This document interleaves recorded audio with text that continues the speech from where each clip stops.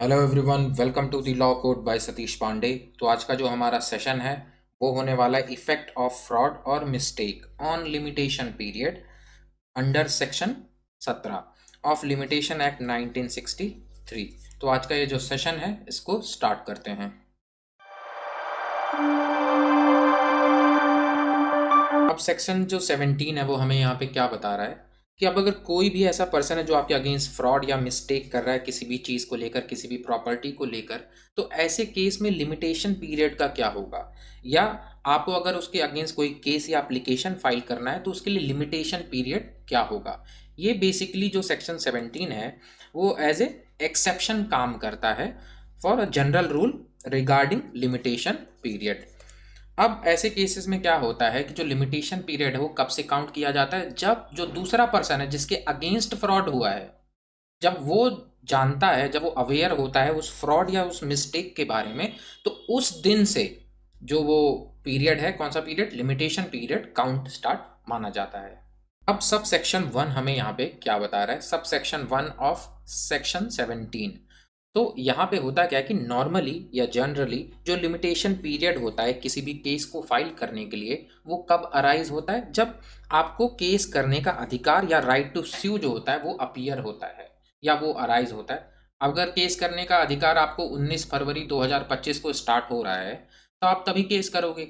लेकिन अगर किसी ने आपके अगेंस्ट फ्रॉड या मिस्टेक किया है तो आप उस दिन से, जिस दिन से आप उस फ्रॉड या मिस्टेक के बारे में जानते हो या डिस्कवर करते हो कि हाँ इस पर्सन ने मेरे अगेंस्ट फ्रॉड किया है, तो आप उसी दिन से आपका जो लिमिटेशन पीरियड है केस फाइल करने के लिए स्टार्ट माना जाएगा।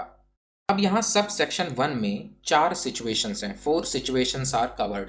अब सबसे पहले आ जाता है सूट बेस्ड ऑन फ्रॉड, मतलब कोई भी ऐसा केस है जो कि फ्रॉड के ऊपर आधारित है। अब क्या होता है, मान लो कोई ऐसा प्लेंटिफ है और कोई एक डिफेंडेंट है। एक केस के अंदर एक प्लेंटिफ होता है केस करने वाला, और एक होता है डिफेंडेंट, मतलब जो कि जिसके अगेंस्ट केस किया जा रहा है।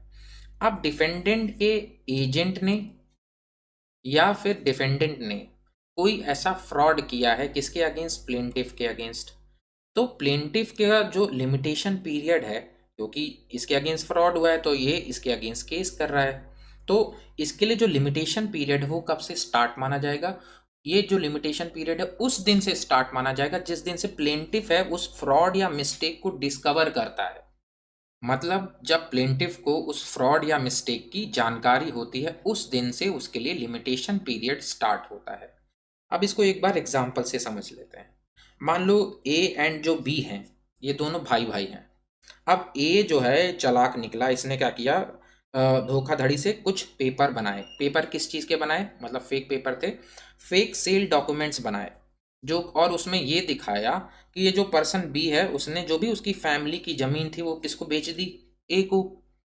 अब होता क्या है कि उसने फेक डॉक्यूमेंट दिखाकर अपना नाम जो है उस प्रॉपर्टी में, अपना जो नाम है वो लिखवा दिया, मतलब रेवेन्यू रिकॉर्ड्स में 2010 में उसने अपना नाम चढ़वा लिया, ये बताकर कि बी ने जो उसकी फैमिली जमीन थी ए को बेच दी।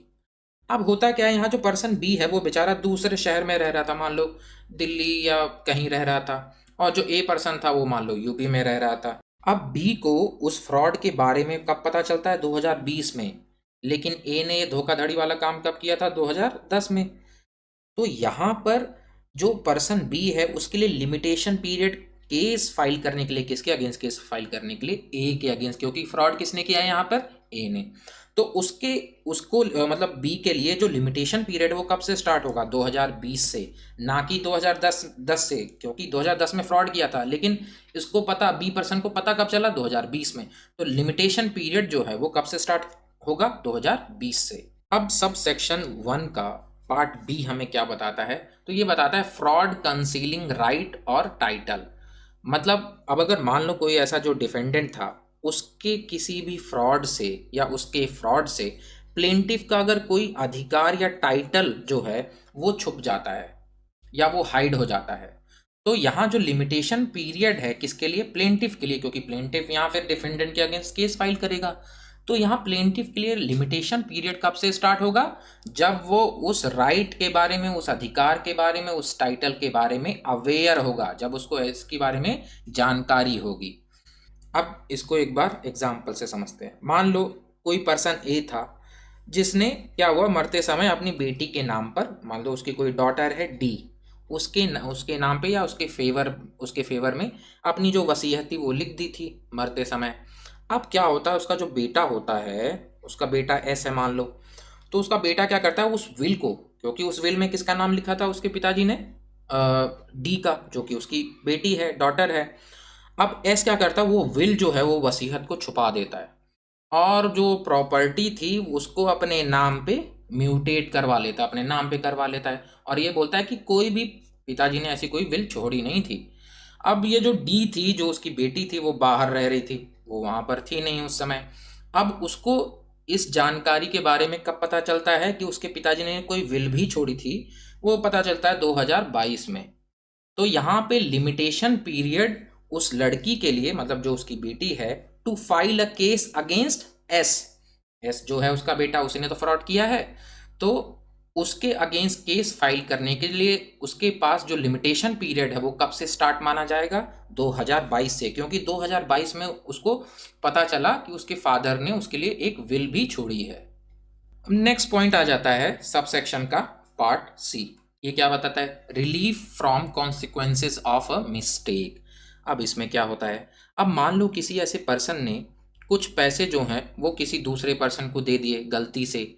अब उसे लगता है यार इसको तो मुझे पैसे देने नहीं चाहिए थे, तो वो रिफंड के लिए जो है अप्लाई करेगा, मतलब like refund of wrongly paid money, मतलब गलती से पैसे दे दिए किसी को लेकिन देना था नहीं। अब उसको इसके बारे में जब जिस दिन से पता चलेगा उस दिन से उसके जो लिमिटेशन पीरियड है स्टार्ट माना जाएगा। अब अगर, क्योंकि रिफंड के लिए केस करेगा ना वो, तो लिमिटेशन पीरियड उस दिन से स्टार्ट माना जाएगा। इसको एक बार एग्जांपल से समझते हैं तो कॉन्सेप्ट ही पूरा क्लियर हो जाएगा। अब होता क्या है, ए जो पर्सन था उसने बी को 50,000 रुपये पे कर देता है। क्यों पे कर देता है, कि उसको लगता है कि हाँ मुझे इस पर्सन बी को 50,000 रुपये देने थे किसी कॉन्ट्रैक्ट के तहत। अब होता क्या है, बाद में वो अपने जो ए है पर्सन है जिसने पैसे दिए बी को, वो अपना रिकॉर्ड चेक करता है एंड वो देखता है और उसको पता चलता है कि यार मैंने तो बी को ऑलरेडी 50,000 पे कर दिए हैं, मुझे तो अब उसको कोई पैसे नहीं देने।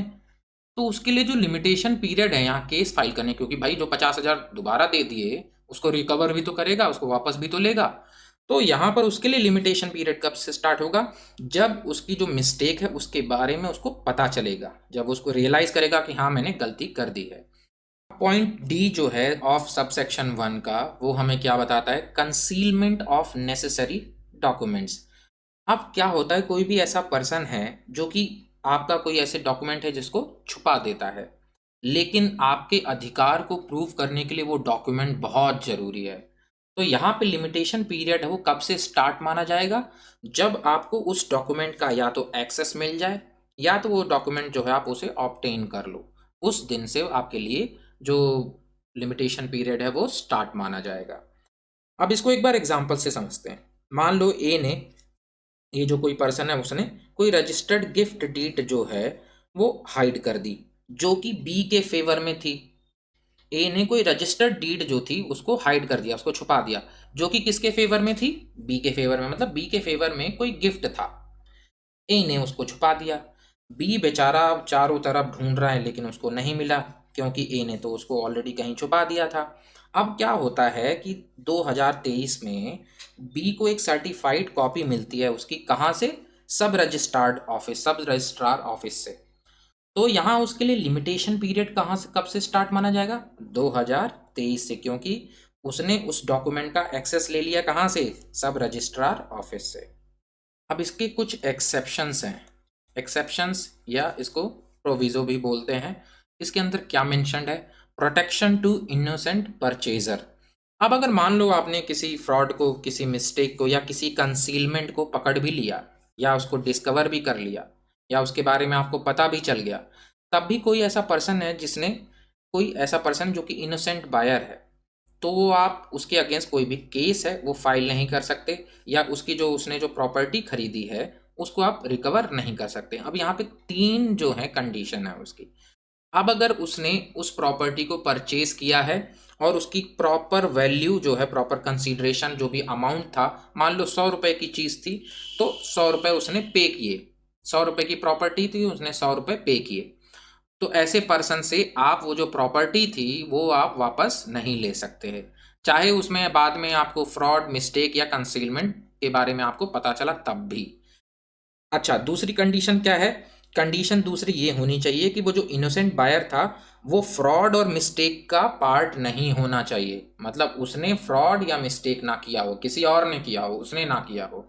एंड तीसरी कंडीशन ये है कि वो फ्रॉड और कंसीलमेंट के बारे में उसको पता भी ना हो, किसी और ने फ्रॉड किया है, लेकिन अब प्रॉपर्टी तो उसने खरीदा है लास्ट में, तो उसको हार्म नहीं पहुंचना चाहिए। अब इसको एक बार एग्जाम्पल से समझ लेते हैं। मान लो ए ने फ्रॉड से, धोखाधड़ी से बी की जो प्रॉपर्टी थी, बी की जो जमीन थी, वो एक्स पर्सन को बेच दी। अब एक्स पर्सन ने ये जो जमीन थी ये वाई पर्सन को बेच दी। लेकिन यहाँ जो ये वाई पर्सन है, इसने अच्छे फेथ में, मतलब गुड फेथ में, जो सारा पूरा प्राइस था वो पे किया। प्लस ये जो वाई पर्सन है, इसके पास कोई भी नॉलेज नहीं थी कि भाई इसमें कोई फ्रॉड हो रहा है। लेकिन बाद में बी को पता चलता है कि भाई ए के फ्रॉड के बारे में, कि भाई उसकी जमीन है, ए ने फ्रॉड से वाई को, मतलब एक्स को बेच दी, एक्स ने वाई को बेच दी। तो क्या ये जो बी पर्सन है ये जाएगा वाई से वो जमीन लेने? नहीं, यहाँ पर जो बी पर्सन है वो वाई से जमीन नहीं ले सकता। क्यों नहीं ले सकता? बिकॉज यहाँ जो वाई पर्सन है वो इनोसेंट परचेजर है, उसको उस फ्रॉड के बारे में कुछ भी नहीं पता था। प्लस उसने जितना कंसीडरेशन अमाउंट था या जितना भी जो उस प्रॉपर्टी की वैल्यू थी उसने पूरी पे करी थी। अब नेक्स्ट आ जाता है सबसेक्शन 2। ये क्या बताता है हमें? फ्रॉड और force preventing execution of decree. अब ये क्या होता है भाई? मान लो कोई एक प्लेंटिफ है और कोई एक डिफेंडेंट है। अब जब जो भी केस चल रहा है कोर्ट के अंदर, तो कोई पार्टी जीतेगी, कोई पार्टी हारेगी। अब मान लो प्लेंटिफ जो है वो जीत जाता है, तो ये क्या कहलाएगा? ये कहलाएगा जजमेंट क्रेडिटर। मतलब इसके, मतलब जो डिक्री है, जो भी कोर्ट का ऑर्डर है, वो इसके फेवर में आया है, इसके पक्ष में आया है। लेकिन मान लो जो डिफेंडेंट, जो पर्सन हार गया, वो क्या कहलाएगा? Judgment debtor. ये हार गया, मतलब डिक्री इसके अगेंस्ट चली गई, कोर्ट का फैसला इसके अगेंस्ट चला गया, इसके खिलाफ चला गया। अब क्या होता है? अब जरा यहाँ पे सिचुएशन में आ जाते हैं कि इस केस में क्या होगा। तो यहाँ पे जो जजमेंट डेटर है, मतलब जो कि केस जो है वो हार गया है, तो वो क्या कर रहा है कि भाई मैं जो डिक्री है उसका एग्जीक्यूशन ही नहीं होने दूंगा। और वो फोर्स का इस्तेमाल कर रहा है या फ्रॉड का इस्तेमाल कर रहा है, कह रहा है मैं डिक्री को लागू ही नहीं होने दूंगा। तो ऐसे केस में लिमिटेशन पीरियड का क्या होगा? भाई लिमिटेशन पीरियड तो लिमिटेड है ना। मान लो 12 साल का टाइम है, वो तो फिक्स है, वो तो आगे पीछे नहीं बढ़ सकता। लेकिन अगर कोई फ्रॉड या फोर्स का इस्तेमाल कर रहा है, मतलब जो भी जजमेंट डेटर है वो फ्रॉड या फोर्स का इस्तेमाल कर रहा है, तो ऐसे केस में कोर्ट क्या है, वो जो लिमिटेशन पीरियड है for execution of A degree, उसको एक्सटेंड कर सकता है। अच्छा, अब इसमें कुछ कंडीशन है, टोटल 2 ही कंडीशन है, बस उसको ही याद रखेंगे। पहली बात तो जो भी डिक्री होल्डर है, मतलब जिसके फेवर में जो फैसला है वो आया है, वो डिक्री होल्डर अप्लाई करता है with in 1 year from discovery. मान लो उसको 2024 में पता चला कि भाई ये जो पर्सन है जजमेंट डेटर, वो तो डिक्री को एग्जीक्यूट ही नहीं होने होने दे रहा, वो तो कोर्ट के ऑर्डर को लागू ही नहीं होने दे रहा। तब उसके पास 1 साल का समय है, 2026 तक। 2026 तक का उसके पास समय है। 1 साल के अंदर वो कोर्ट में जाके अप्लाई करेगा कि साहब यहाँ पे जो लिमिटेशन पीरियड उसको बढ़ाया जाए, क्योंकि ये बंदा तो डिक्री को लागू ही नहीं होने दे रहा है। अब इसको एक बार एग्जाम्पल से समझते हैं, पूरा ही कॉन्सेप्ट क्लियर हो जाएगा। मान लो कोई कोर्ट की ऐसी डिक्री थी जो कि 1 जनवरी 2020 को पास की गई थी कोर्ट के द्वारा। अब यहाँ पे जो लिमिटेशन पीरियड, भाई आपको तो पता ही होगा जनरल रूल क्या है, अगर किसी भी डिग्री को एग्जीक्यूट करवाना है कोर्ट के द्वारा, वो है 12 साल। अब क्या होता है, जो जजमेंट डेटर है वो उस प्रॉपर्टी को ही छुपा लेता है कि भाई जाओ एग्जीक्यूट कराओ। किस चीज़ को एग्जीक्यूट करवाओगे? कोई चीज़ दिखेगी तभी तो एग्जीक्यूट करवाओगे। प्रॉपर्टी जिसके ऊपर केस चल रहा था उसे ही छुपा देता है। कोई मूवेबल प्रॉपर्टी होगी, ऑब्वियसली किसी मकान को तो नहीं छुपाएगा। या फिर वो कोई वायलेंस का इस्तेमाल करता है, कहता है कि डिग्री को एग्जीक्यूट ही नहीं होने दूंगा अंटिल 2023। अब क्रेडिटर को उसके बारे में पता चलता है जनवरी 2024 में। तो अब ये बंदा यहाँ पे क्या करेगा? मतलब जिसके पक्ष में वो डिग्री कोर्ट के द्वारा दी गई थी, वो पर्सन, फिर उसके पास 1 साल का समय है, मतलब बिफोर जनवरी 2025 कोर्ट में जाके वो लिमिटेशन पीरियड फॉर एग्जीक्यूशन की जो डिग्री है, एग्जीक्यूशन ऑफ जो डिग्री है, उसको उसमें एक्सटेंड करवा सकता है। तो ऐसे केस में जो लिमिटेशन पीरियड है उस डिग्री को एग्जीक्यूशन के लिए, उसको एक्सटेंड किया जा सकता है कोड द्वारा। तो ये था आज का हमारा टॉपिक। क्या था हमारा टॉपिक आज का जो हमने डिस्कस किया? इफेक्ट ऑफ फ्रॉड के बारे में, कि लिमिटेशन पीरियड के ऊपर अगर कोई पर्सन फ्रॉड करता है तो उसका क्या इफेक्ट होगा। Thank you guys for watching this lecture. Kindly like, share and subscribe to my YouTube channel, that is the law code by Satish Pandey. धन्यवाद एवरीवन।